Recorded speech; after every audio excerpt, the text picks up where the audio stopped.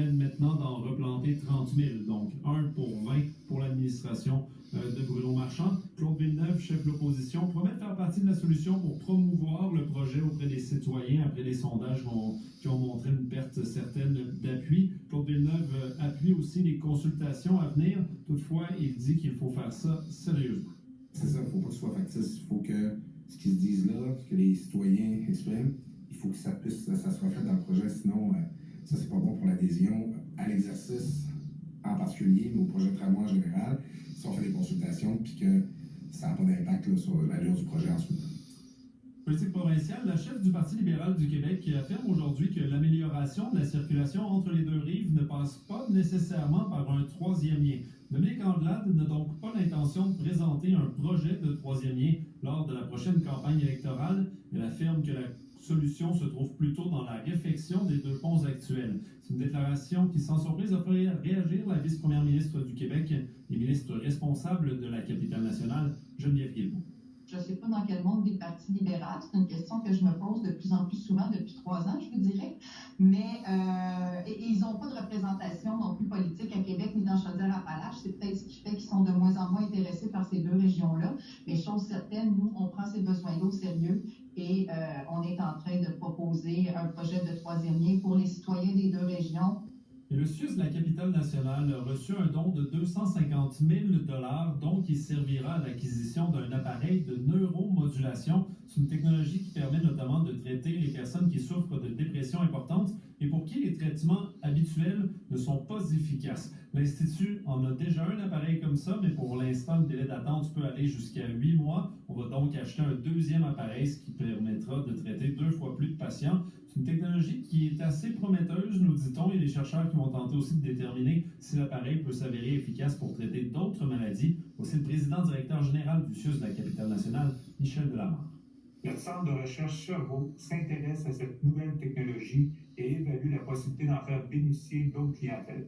Par exemple, les personnes souffrant de schizophrénie, de manie, de stress post-traumatique ou de troubles obsessifs-compulsifs. On dit que c'est un traitement non-invasif, sans douleur. En fait, on envoie un très très faible courant électrique dans des zones très spécifiques du cerveau.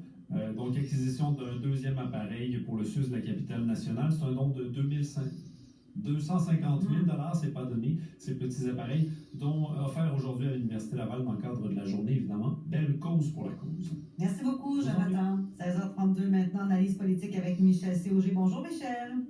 Bonjour Alexandra. On en parlait déjà hier, François Legault qui a annoncé les premières mesures de déconfinement. Il avait beaucoup de pression, mais ça reste quand même là, un risque calculé. Oui, parce qu'il n'y avait vraiment pas le choix. La pression du public était énorme pour abandonner certaines restrictions sanitaires.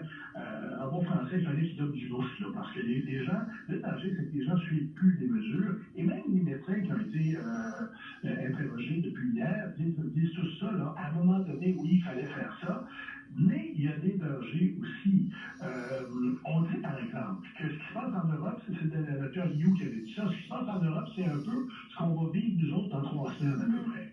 En France, hier, il y a eu 500 000, un demi-million de nouveaux patients de COVID, de nouveaux cas de COVID. C'est énorme et c'est donc la preuve que le variant n'est pas mort. Et d'autre part, il y a un sous-variant qui est encore plus contagieux que le Omicron qu'on commence à détecter.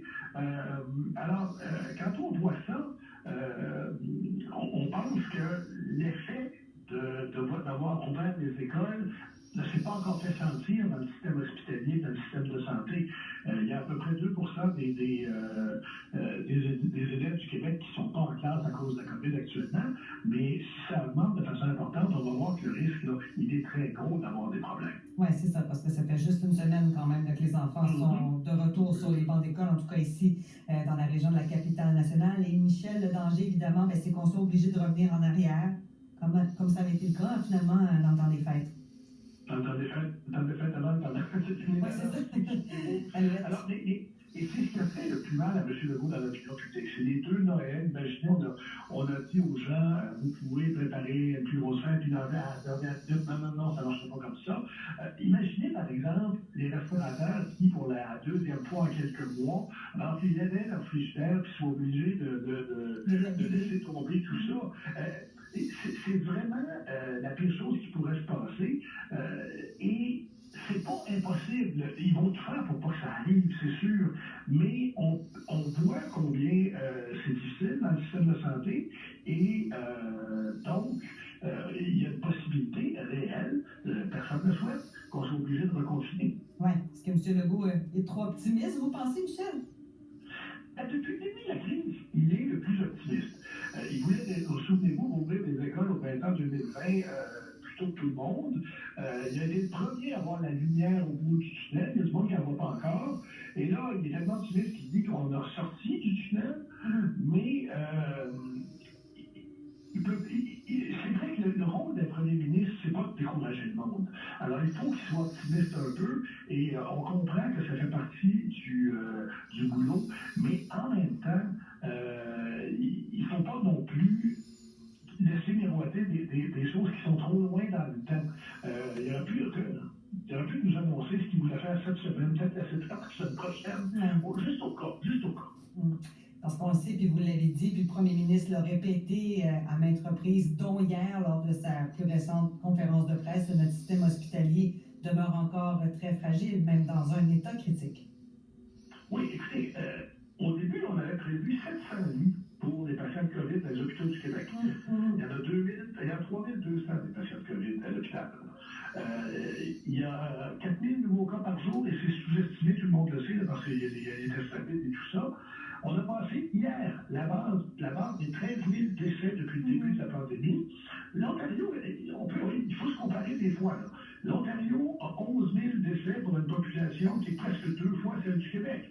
Alors, il y avait raison de dire que le train de la santé est bien magané, mais ça ne se règle pas d'un coup de baguette magique, ça. Alors, il va falloir vraiment surveiller le nombre de patients dans les hôpitaux, parce qu'on est, avec 3200 patients COVID dans les hôpitaux, sur le bord des capacités du réseau. Il ne faudrait pas que ça augmente. Ouais. Et là, on voit aussi aujourd'hui, Michel, l'opposition qui pourrait ne pas aider le gouvernement à faire adopter sa fameuse contribution santé pour les non-vaccinés. Oui. On utilise peut-être trop l'expression, mais le diable est dans les détails dans cette affaire-là. Ça sera sur votre rapport d'impôt pour l'année 2022, l'année en cours. Donc, c'est pour le rapport d'impôt que vous ferez en 2023. En mars 2023. Pensez-vous vraiment que ça va être une façon de dissuader des gens de dire vous payez de l'impôt dans le même année? C'est pas sûr du tout. C'est pas nécessairement le moyen le plus efficace pour convaincre les récalcitrants. Puis, je comprends que le gouvernement veut canaliser la frustration des vaccinés contre les non-vaccinés, mais en même temps, le même gouvernement envoie le message. Il y a plein de gens pas vaccinés parce qu'ils n'ont pas pu avoir accès au vaccin, ils ne parlent pas français, ils ne parlent pas anglais, il y a des gens qui ont des problèmes de santé mentale. On fait un programme spécial pour ça. Alors, à un moment donné, le discours du gouvernement n'est pas très cohérent. Puis, la logique du système de santé, c'est pas de punir les gens à se désoigner. Et hier, en terminant, Michel, on a eu un peu une surprise parce que le directeur national de la santé publique par intérim, le docteur Luc Boileau, a dit qu'il ferait des points de presse sur des questions scientifiques seuls, c'est-à-dire sans le ministre de la Santé, sans François Legault également. Il serait seul, que ce ne serait pas le trio. Et ça a été annoncé déjà pour demain. Oui, mais c'est la manière dont ça s'est fait, Alexandre. Il y a eu une question, pas au docteur Boileau, à M. Legault. Pour voir si, parce que c'est une recommandation de la Commission de la santé, de laisser la santé publique parler d'elle-même. Et il a dit non, c'est pas nécessaire. De toute façon, ça marche bien. Nos conférences de presse, c'est une bonne façon de procéder. Et le docteur Boileau dit, je pourrais ajouter quelque chose. Moi, je vais en faire des conférences de presse. Je ne sais pas si le premier ministre a apprécié, mais il y a quand même une logique. Si on dit il faut que la santé publique soit plus indépendante du gouvernement, pas juste qu'elle le soit, mais que ça paraisse qu'elle l'est. On dit aussi, c'est une recommandation de Mme Castonguay aussi, que les avis de la santé publique devraient être rendus publics. À ce moment-là, il faut quand même que, une fois de temps en temps, la santé publique se présente sans le ministre de la Santé ou le premier ministre à ses côtés. Et chose qui sera faite dès demain. Merci beaucoup d'avoir été avec nous 3 fois plus tôt qu'une cette semaine, Michel. Un grand plaisir. Merci beaucoup. On se reparle lundi prochain. Bye bye. 16h39.